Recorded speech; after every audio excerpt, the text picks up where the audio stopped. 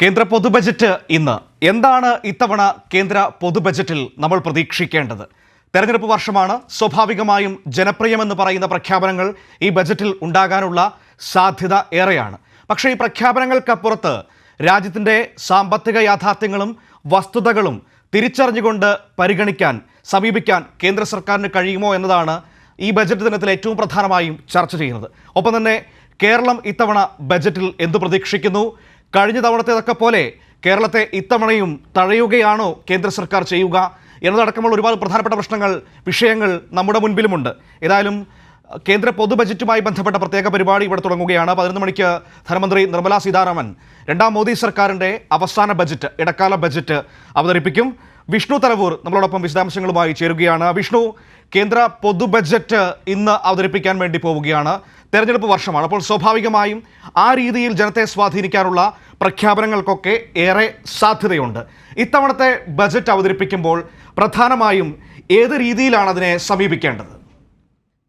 മനു, ഇനി ഏതാനും മണിക്കൂർ മാത്രമാണ് ബജറ്റ് അവതരണത്തിന് ബാക്കിയുള്ളത്. ഇത്തവണ ഇടക്കാല ബജറ്റാണ് കേന്ദ്ര ധനമന്ത്രി നിർമ്മലാ സീതാരാമൻ അവതരിപ്പിക്കുക. പ്രത്യേകിച്ച് രണ്ടാം മോദി സർക്കാരിൻ്റെ അവസാന ബജറ്റ് കൂടിയാണ് ഇന്നിപ്പോൾ 11 മണിയോടുകൂടി ധനമന്ത്രി നിർമ്മലാ സീതാരാമൻ അവതരിപ്പിക്കുക. അതിൽ തന്നെ ഏറ്റവും പ്രധാനമെന്ന് പറയുന്നത് ഈ പൊതു തെരഞ്ഞെടുപ്പ് അടുത്തു വരുന്ന സാഹചര്യത്തിൽ വലിയ പ്രഖ്യാപനങ്ങൾ ഉണ്ടാകുന്നില്ലെങ്കിൽ പോലും പല ജനക്ഷേമ പദ്ധതികൾ പ്രഖ്യാപിക്കാനുള്ള സാധ്യത നിലനിൽക്കുന്നുണ്ട്. പ്രത്യേകിച്ച് സ്ത്രീകൾക്കും യുവാക്കൾക്കും അതോടൊപ്പം തന്നെ കർഷക വിഭാഗം, ഇതിനു പുറമെ മധ്യവർഗത്തെയും പിന്നാക്ക വിഭാഗത്തെയും ഒരുപോലെ പരിഗണിച്ചുകൊണ്ടുള്ള ഒരു ബജറ്റായിരിക്കും പ്രഖ്യാപിക്കുക എന്നതാണ് നിലവിൽ നമുക്ക് സൂചനകൾ ലഭിക്കുന്നത്. കാരണം തെരഞ്ഞെടുപ്പ് മുൻനിർത്തി തന്നെ ഒരു വോട്ട് ബാങ്ക് കൂടി ലക്ഷ്യം വയ്ക്കുന്നുണ്ട്. അതുകൊണ്ട് തന്നെ കൂടുതൽ യുവാക്കൾക്ക് തൊഴിലവസരത്തിനുള്ള പദ്ധതികൾ ഇന്ന് പ്രഖ്യാപിച്ചേക്കും. അതോടൊപ്പം തന്നെയാണ്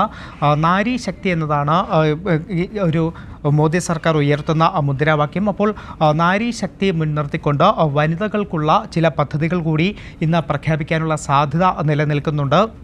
അതോടൊപ്പമാണ് കാർഷിക മേഖലയിലേക്ക് വന്നു കഴിഞ്ഞാൽ PM കിസാൻ നിധിയുടെ അതിൻ്റെ തുക എന്ന് പറയുന്നത് നിലവിൽ 6000 രൂപയാണ്. ആ 6000 രൂപ എന്ന് പറയുന്നത് 9000 മുതൽ 12000 രൂപ വരെ കൂട്ടി നിശ്ചയിക്കാനുള്ള ഒരു തീരുമാനം ഇന്ന് ഒരു പ്രഖ്യാപനം ഉണ്ടായേക്കാമെന്നതാണ് പുറത്തുവരുന്ന സൂചനകൾ. ഇതിനു പുറമെ മറ്റ് ചില പദ്ധതികളെന്ന് പറയുന്നത് പ്രധാനമന്ത്രി ഭവന പദ്ധതി, അതിൽ ചെറുകിട നിക്ഷേപം കൂട്ടിക്കൊണ്ടുള്ള പ്രഖ്യാപനം ഇന്ന് ഉണ്ടാകാനുള്ള സാധ്യത നിലനിൽക്കുന്നുണ്ട്. ജൽജീവൻ മിഷൻ, വിശ്വകർമ്മ യോജന എന്നീ പദ്ധതികളിലും കൂടുതൽ വിഹിതം അനുവദിക്കുമെന്നതാണ് മനസ്സിലാക്കാൻ കഴിയുന്നത്. അതോടൊപ്പം തന്നെ മറ്റൊരു പ്രധാനപ്പെട്ട കാര്യമെന്ന് പറയുന്നത് നിലവിൽ രാജ്യത്ത് വിലക്കയറ്റം അതിരൂക്ഷമായി നിലനിൽക്കുന്ന ഒരു സാഹചര്യമാണ്. അതുകൊണ്ട് തന്നെ വിലക്കയറ്റം നിയന്ത്രിക്കുന്നതിന് വേണ്ടിയിട്ടുള്ള പ്രഖ്യാപനം കൂടി ഇന്ന് ഉണ്ടാകുമെന്നാണ് പ്രതീക്ഷിക്കപ്പെടുന്നത്. കാരണം ഇതൊക്കെ തന്നെ സാധാരണ ജനങ്ങളെ ബാധിക്കുന്ന വിഷയമാണ്. അതുകൊണ്ട് തന്നെ സാധാരണ ജനങ്ങളെ അടക്കം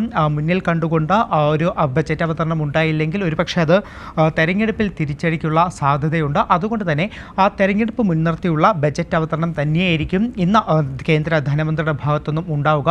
അതിൽ തന്നെ നമ്മൾ മറ്റൊരു കാര്യം എടുത്തു പറയേണ്ടത്, ഈ ബജറ്റ് ഇന്ന് അവതരിപ്പിക്കാനിരിക്കെ സാധാരണക്കാർക്ക് ഇരുട്ടടി എന്ന നിലയിൽ വാണിജ്യ സിലിണ്ടറിൻ്റെ, പാചകവാതക സിലിണ്ടറിൻ്റെ വില കൂട്ടിയൊരു നടപടി കൂടി നമ്മൾ കണ്ടതാണ്. ഇന്നിപ്പോൾ 12 രൂപ 50 പൈസയാണ് 19 കിലോയുടെ സിലിണ്ടറിന് കൂട്ടിയിരിക്കുന്നത്. ഈ 12 രൂപ കൂട്ടുന്നതോടുകൂടി ഇപ്പോൾ 19 കിലോയുടെ സിലിണ്ടറിന് വാണിജ്യ സിലിണ്ടർ കൊടുക്കേണ്ടി വരിക 1937 രൂപയാണ്.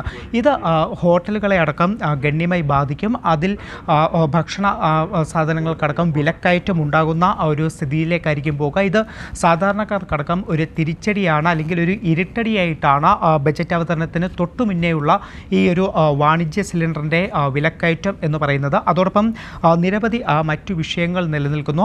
ഞാൻ നേരത്തെ ചൂണ്ടിക്കാട്ടിയതുപോലെ യുവാക്കളുടെ വിഷയം വരുമ്പോൾ അവിടെ തൊഴിലില്ലായ്മ നിരക്കെന്ന് പറയുന്നത് രാജ്യത്ത് തന്നെ ഏറ്റവും ഉയർന്ന നിരക്കിലാണ് ഇപ്പോൾ നിൽക്കുന്നത്. ഏകദേശം 15.5% തൊഴിലില്ലായ്മ നിരക്കെന്ന് പറയുന്നത്. അതുകൊണ്ട് തന്നെ ആ യുവാക്കളെ ആകർഷിക്കാനുള്ള ചില പദ്ധതികൾ കൂടി ഉണ്ടാകും. പ്രത്യേകിച്ച് കഴിഞ്ഞ സമ്മേളന കാലയളവിൽ നമ്മൾ പാർലമെൻറ്റിൽ പുകയാക്രമണം കണ്ടതാണ്. ആ പുകയാക്രമണം നടത്തുമ്പോഴും അവർ വിളിച്ച ചില മുദ്രാവാക്യങ്ങളിലൊന്ന് ഈ ഒരു തൊഴിലില്ലായ്മയ്ക്കെതിരെയുള്ള മുദ്രാവാക്യം ഇവരുടെ ഭാഗത്തുനിന്നും ഉണ്ടായിരുന്നു. എന്തായാലും അതൊക്കെ തന്നെ മുന്നിൽ കണ്ടുകൊണ്ടുള്ള പ്രഖ്യാപനങ്ങൾ, യുവാക്കളെ ആകർഷിക്കാനുള്ള പ്രഖ്യാപനം എന്തായാലും നിർമ്മലാ സീതാരാമൻ്റെ ഭാഗത്തുനിന്ന് ഉണ്ടാകുമെന്നാണ് പ്രതീക്ഷിക്കുന്നത്. അതോടൊപ്പം തന്നെ സർക്കാരിൻ്റെ ഒരു പദ്ധതി പ്രകാരം അല്ലെങ്കിൽ കഴിഞ്ഞ ദിവസം പുറത്തുവിട്ട സാമ്പത്തിക അവലോകന റിപ്പോർട്ടുണ്ടായിരുന്നു. അത് കഴിഞ്ഞ 10 വർഷത്തെ അവലോകന റിപ്പോർട്ടാണ് പുറത്തുവിട്ടത്.